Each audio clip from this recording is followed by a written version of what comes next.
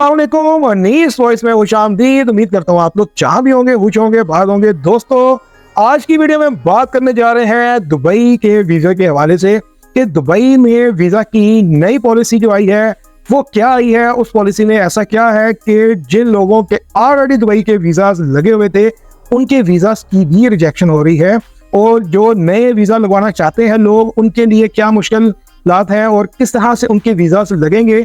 तो आज की वीडियो में हम इस चीज़ को जो है वो डिटेल से डिस्कस करेंगे कि अगर आप दुबई का वीज़ा लेना चाहते हो, इन हालात में भी आपको दुबई का वीज़ा कैसे मिल सकता है, इसके ऊपर बात करेंगे। और जो वीज़ा की रिजेक्शन हो रही है, आप उस वीज़ा की रिजेक्शन से कैसे बच सकते हो, ठीक है। तो इन तमाम चीज़ों के ऊपर आज की वीडियो में हम बात करने जा रहे हैं, इसलिए आपने वीडियो को आखिर तक लाजमी देखना है, स्किप नहीं करना। और अगर आपको हमारी वीडियो अच्छी लगे तो आपने वीडियो को लाइक भी करना है। अगर आप हमारे चैनल के ऊपर नए हो तो चैनल को सब्सक्राइब भी कर लो ताकि आने वाली तमाम वीडियोस के नोटिफिकेशंस बर वक्त आप तक पहुंचते रहे। अब हम चलते हैं कंप्लीट वीडियो की तरफ।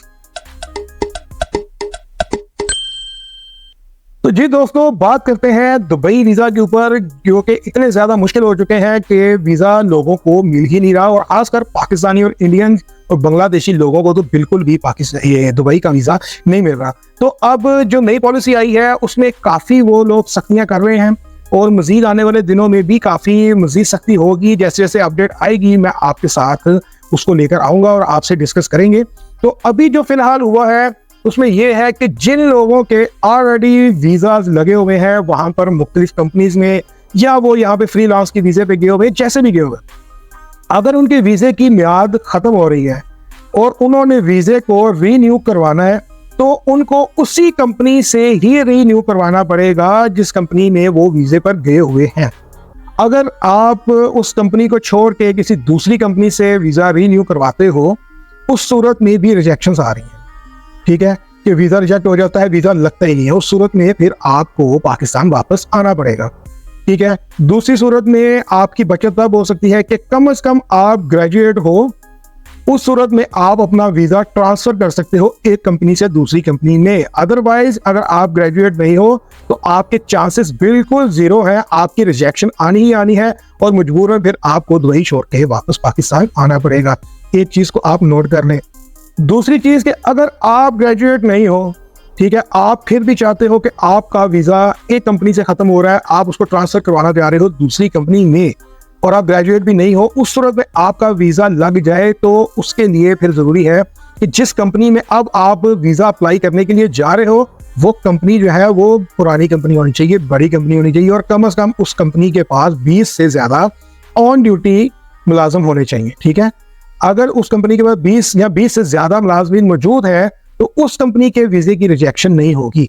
अगर आपके पास ग्रेजुएशन की डिग्री नहीं भी है, उस सूरत में भी आपके वीजे की रिजेक्शन नहीं होगी। लेकिन जो काम शुरू किया हुआ था लोगों ने कि नई नई कंपनियां बनाते थे, उनसे वीजे निकालते थे, लोगों को वीजे बेचते थे, और क्रेडिट कार्ड्स भी लोगों ने शुरू किए हुए थे कि अपने मुलाजमीन के नाम पर क्रेडिट कार्ड्स बनवाते थे, फिर वहां से पैसा सारा निकाल के स्कैम करते थे। ये सारी चीजें जो है वो दुबई गवर्नमेंट ने बंद कर दी है, और अब ये कभी भी दोबारा स्टार्ट नहीं होंगे ये काम, ठीक है। बहुत ज्यादा सख्त पॉलिसी हो गई है।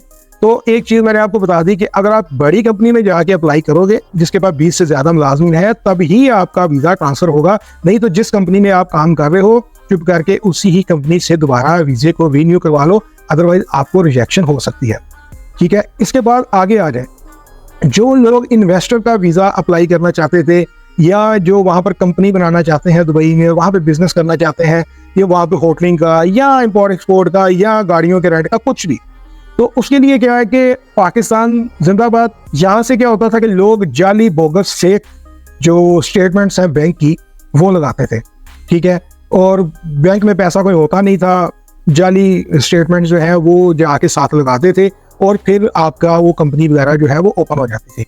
अब वहां पर ये हुआ है कि एक तो अगर आपने अपना बिजनेस लाइसेंस बनवाना है दुबई का, अब आपको खुद दुबई ही जाना पड़ेगा, अदरवाइज आपका लाइसेंस ऐसे नहीं बनेगा, ठीक है।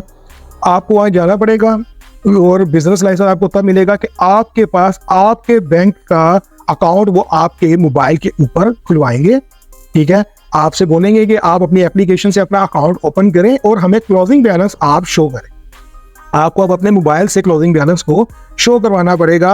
अब आप वो पेपर नहीं चलेंगे जो आप पहले पेपर यहाँ से ले जाते थे, जाली स्टैंप्स लगा के और वहाँ पर जो है वो स्टेटमेंट्स देते थे। अब वो काम भी बिल्कुल ख़त्म हो चुका है। हाँ जी, एक चीज़ और आप इसमें नोट कर लें, ये जो वीज़ा आपको मिलेगा इसको हासिल करने के लिए आपका दुबई में होना ज़रूरी है।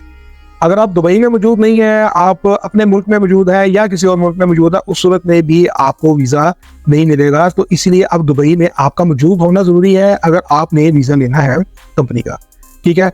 तो अब दुबई में तो वीज़े मिल नहीं रहे, विजिट वीज़े भी नहीं मिल रहे, तो किस तरीके से आप जा सकते हैं? तो उस सूरत में यह है कि आप डन बेस का वीज़ा अप्लाई करें।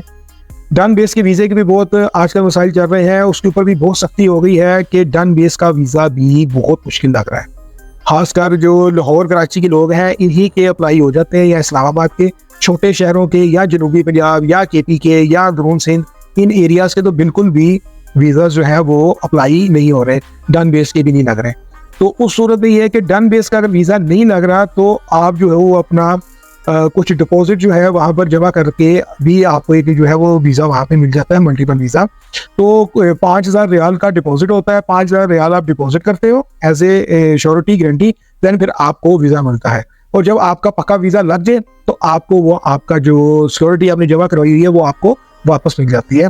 तो ये एक चीज़ जो पॉइंट है ये इसमें बहुत ज़रूरी था, मैंने सोचा कि ये मैं आपसे डिस्कस कर लूँ, ताकि ये ना हो कि आप समझ रहे हो कि पाकिस्तान में बैठ के ही आपका वीज़ा लग जाएगा। वीज़ा लगवाने के लिए आपको फिजिकली दुबई में मौजूद होना पड़ेगा।